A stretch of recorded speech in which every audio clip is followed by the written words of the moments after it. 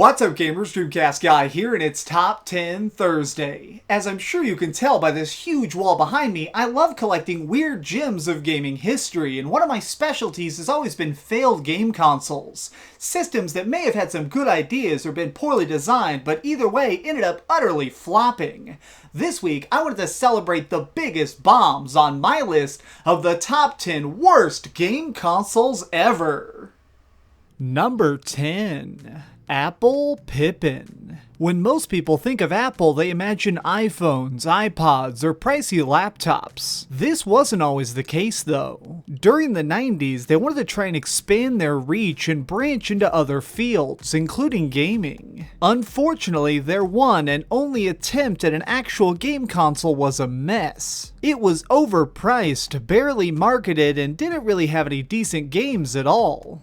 Number 9. Ouya. In the age of disastrous Kickstarters, here we have something that might be considered a success. Well, it reached its goal anyways. The Ouya was pitched as a console for gamers by gamers. A system that would be free to make games for, so any game dev could essentially put stuff out with really low cost. It was a simple promise and people ate it up. After getting $8.5 million of crowdfunding, they set to work making what they saw as the best console ever. Just one problem. A year and a half later when the Ouya came out, everybody had stopped caring about it. With nothing to play on it, a horrible controller, and no major titles announced, it was instantly dead in the water. Number 8. HyperScan. I really admire when a designer is willing to test out a radical new idea, something so bizarrely different that it challenges what you think. At its heart, I think this is what the HyperScan was trying to do. It was marketed as a console for kids, an affordable system that would have cheap games that would be fun to buy and collect. The weird twist is that you also had to purchase these add-on cards. Basically, what you had to do was put a disc inside the HyperScan and then swipe the related card to make stuff happen.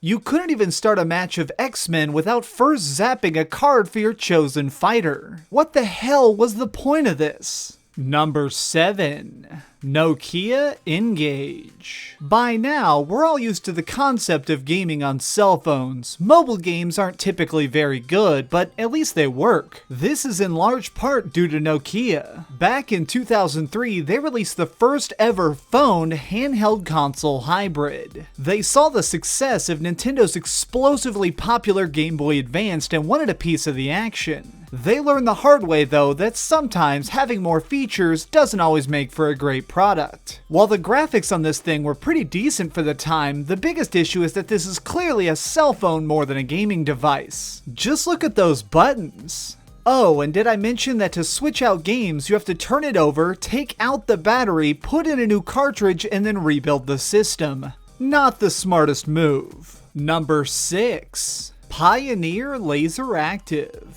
Some of you may not know what a Laserdisc is. Essentially, think of it as an early version of a DVD. A large disc with all the video data stored on it digitally. It's a unique form of media that died out really fast, mostly because they were super expensive. Obviously, basing an entire console on these giant overpriced discs is probably a stupid idea, and yet that's exactly what Poineer did. The LaserActive cost a heart-stopping $1,000, but wait, it gets worse. If you wanted any of the special add-ons, each extra part of the console was sold for an additional $600. Honestly, you could almost buy every Dreamcast game ever released for cheaper than buying this system at launch. Number 5. Sega 32X. The console war of the 90s was a fierce time. Nintendo and Sega were competing head-to-head to win the love and wallets of gamers across the world. While Nintendo decided to play it safe and release one major console every 5 years, Sega wanted to shake things up and try and put out upgrades for their existing hardware. On paper, this is a fantastic idea. The issues arise when you notice that there's a severe lack of games. It seems the guys guys over at Sega were so focused on cranking out the next system that developers could never keep up, leaving people with very little to play. The 32X is one of the most bizarre examples of this. It showed up and went extinct so fast that it only ever got 40 games, many of which were just ports and really bad ones at that. Consumers just saw this as greedy, as Sega trying to use them to gain a little bit of extra money without actually giving them a good product. With so little support, the gamers who actually bought this device felt pretty much ripped off. This was the first massive misstep that led to Sega's eventual downfall. Number 4. 3DO Interactive Multiplayer. What if a game console was like a CD player, a device that anyone could make titles for and any company could produce their own version of? That's the question Trip Hopkins asked when he unveiled the 3DO. He intended this to be the wave of the future where all gaming is under one umbrella. I guess it's a decent plan, but it was very poorly executed. For a console with multiplayer in the name, playing this 2-player was incredibly annoying. There's only one controller port on the system itself, and all extra controllers are plugged into each other. This would lead to so many tangled wires and people accidentally unplugging stuff in the middle of a match. In the end, I guess it doesn't really matter because there were so few games released, and worst of all, these systems were very prone to breaking.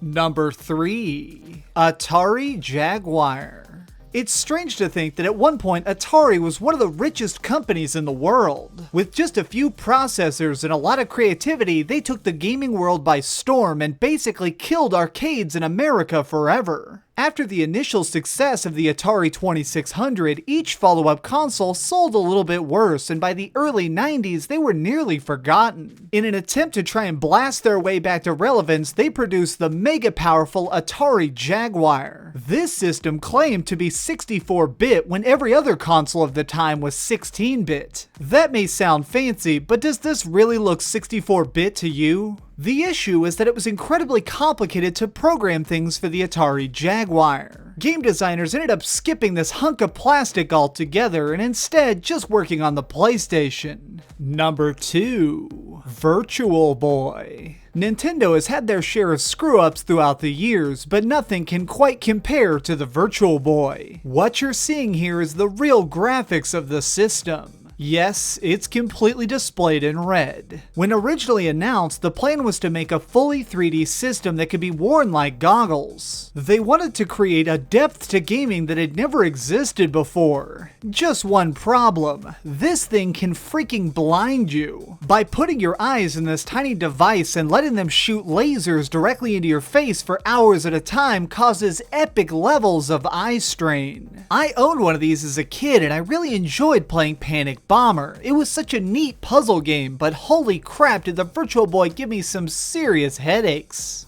Number 1. Philips CDI. At one time, there was essentially a technical arms race in the world of gaming. Every company wanted to be the next big thing and take over the market. While competition is fantastic, some of the things that came about because of this desperation are flat out terrible. The CDI is quite frankly an abomination. Most of the games were nothing more than interactive movies where you pressed a button to keep the action going. It had a controller that was little more than a crappy TV remote, and to top it off, the CDI is responsible for this monster. Somehow, Philips managed to sign a 6-month contract that let them legally make Nintendo games. Since Zelda is one of the best-selling adventure games of all time, they figured they should start with that. Sadly, everything about this is so wrong. The gameplay is too slow, cutscenes are nightmarishly creepy, and even Link looks like he's begging for death. Philips managed to mess up every single facet of developing a system in such a fantastic way that I have to award the CDI as the absolute worst game console ever. Did your favorite fail not make the list? Got an idea for a future top 10? Leave it in the comments down below. If you enjoyed this video, please give it a thumbs up, share with your friends, and subscribe if you haven't already. But do me the biggest favor of all and keep dreaming. You know what? I'm going to go play a little bit of the Panasonic 3DO because it's got Road Rash on it, and that game freaking rocks.